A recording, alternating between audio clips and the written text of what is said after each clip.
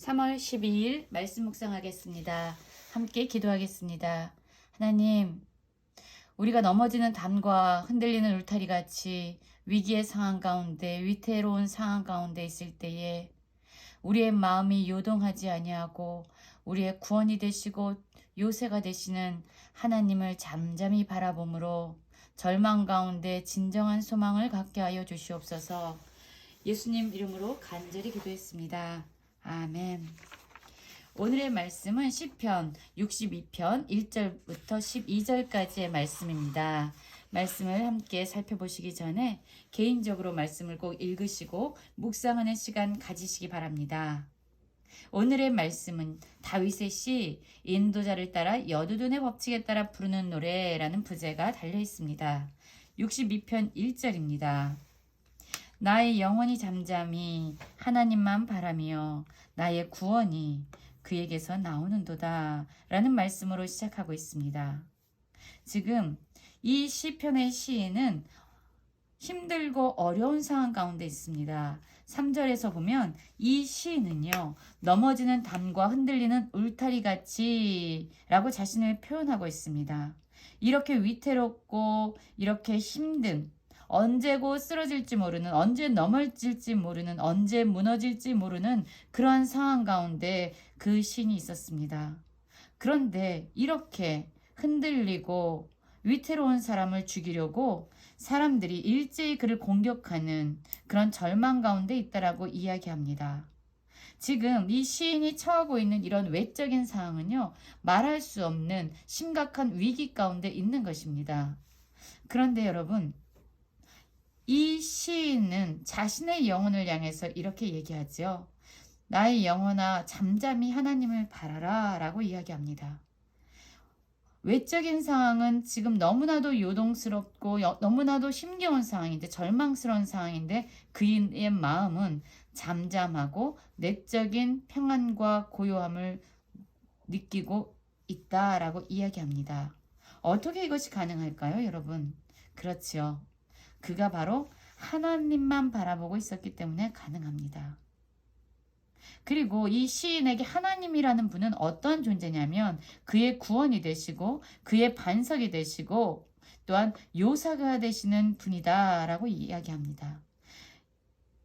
그 하나님 때문에 자신은 흔들리지 않는다. 어떠한 상황에도 요동하지 않고 어떠한 상황에도 흔들리지 않는다라고 이야기하고 있습니다. 우리의 삶을 한번 생각해 볼까요? 우리의 상황이 일제히 우리를 공격하고 또한 우리가 위태로운 상황 가운데 있을 때 정말로 우리의 마음이 하나님을 바라봄으로 잠잠하고 내적인 평안과 고요함을 누리실 수 있으십니까? 오직 구원이시고 반석이시고 요새이신 하나님을 바라봄으로만, 그 믿음의 눈을 가질 때에만 이러한 내적인 고요함과 평안함을 누릴 수 있는 것이지요. 이 시인을 공격하는 사람들에 대해서, 그들이 어떠한 사람들인지에 대해서 4절부터 말씀에 기록되어 있지요. 그들이 그를 그의 높은 자리에서 떨어뜨리기만 꾀하고 거짓을 즐겨하니 입으로는 축복이요 속으로는 저주로다 라고 이야기합니다. 이 위기 가운데 있는 이 시인을 절망 가운데로 끊임없이 몰아가고 있는 이 사람들은 바로 거짓을 즐겨하고 그들의 입술의 말과 그들의 마음이 다른 이중적인 그러한 성향을 가지고 있는 사람들이었습니다. 이러한 사람들을 대할 때마다 이 시인은 얼마나 절망 가운데 있었겠습니까? 그런데 그는 다시금 자기의 영혼을 향해서 이렇게 말하고 있습니다. 나의 영혼아 잠잠히 하나님만 바라라. 물은 나의 소망이 그로부터 나오는도다. 오직 그만이 나의 반석이시요 나의 구원이시요 나의 요새이시니 내가 흔들리지 아니하리로다 라고 말씀하고 있죠. 이 6절의 말씀은요 2절의 말씀과 동일하게 반복되어지고 있는 말씀입니다.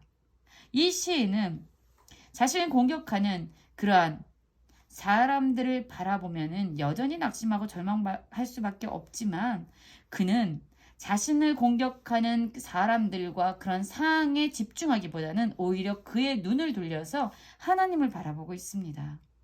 그의 반석이고 구원이고 요새가 되시고 또한 이 절망 가운데 소망이 빛이 되는 하나님을 바라보고 있습니다. 그리고 그럴 때 그의 영혼이 잠잠한 고요함과 내적 평안의 상태로 들어갈 수 있다는 것을 그는 알고 있었습니다.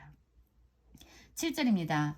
나의 구원과 영광이 하나님께 있으며 내 힘의 반석과 피난처도 하나님께 있도다. 그렇지요. 구원, 영광, 반석, 피난처 그 모든 것은 바로 하나님이시다라고 이야기하고 있습니다. 하나님 안에만 머물면 우리는 어떤 상황에서도 요동하지 않을 수 있는 거죠. 우리는 상황과 환경에 상관없이 하나님의 품에 안겨서 평안과 고요함을 누릴 수 있는 것입니다. 그렇기 때문에 이 시인은요, 이제 백성들에게 이것을 조언하고 권면하고 있습니다. 무엇을 권면하고 있습니까? 백성들아 시시로 매 순간마다 그를 의지하고 그의 앞에 마음을 토하라. 하나님은 우리의 피난처다. 이제 이 시인이 하나님이 어떤 하나님인지를 보고 그분을 바라볼 때에 정말로 느낄 수 없는 어려운 상황에서도 내적인 평안을 가지고 있는 것을 그가 경험한 거지요.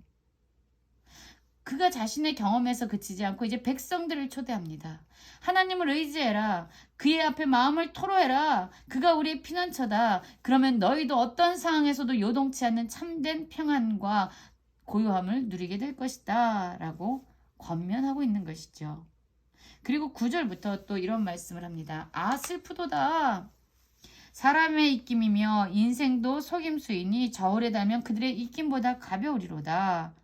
사람은요 한순간 사라질 수밖에 없는 안개와 같습니다. 그렇기 때문에 사람을 의지할 수도 없지요. 또한 포악을 의지할 수도 없습니다. 권력을 가져서 사람들의 것을 마음껏 탈취해서 자신의 힘으로 삼는 이런 포악도 의지하지 말라고 합니다. 그것은 우리를 허망하게 만든다라고 이야기하죠. 또한 재물을 의지하지 말라고 합니다. 거기에 마음을 두지 말라고 얘기합니다. 이 모든 것은요, 우리가 진정한 평안과 고요함을 얻을 수 있도록 인도해주지 못하고 있기 때문입니다. 그러나 오직 하나님만이 진정한 구원이 되시고 반석이 되시고 요새가 되시며 진정한 권능을 가지고 계신 하나님만이 우리를 온전히 지켜주시고 보호해 주실 수 있는 분이기 때문에 오직 하나님을 의지해라. 오직 하나님께 그의 마음을 토해라 라고 얘기합니다. 그러면서 12절에 주여 인자함은 주께 속하오니 주께서 각 사람이 행한 대로 갚으시니이다. 하나님의 정의, 하나님의 공의, 사람이 행한 대로 갚으시는 그 심판자 되신 하나님 앞에 우리는 다 서게 될 것입니다. 그렇기 때문에 언제 죽을지 모르는 안개와 같은 사람이나 사람들의 것을 빼앗기 위해서 사용되는 어떤 폭력적이고 포악적인 권력이나 재물을 의지하지 말고 오직 하나님을 의지함으로 말미암아 어떤 상황에서도 영혼의 잠잠함을 누리며 살아가라고 오늘의 시편의 시인은 우리에게 권면하고 있습니다. 우리의 삶이 온전히 하나님만 바라는 삶이 되기 원합니다. 우리의 영혼이 잠잠히 하나님만 바라봄으로 말미암아 어떤 상황에서도 깊은 내적인 평안함과 고요함을 누리는 모든 성도님들 되시기를 간절히 기도합니다.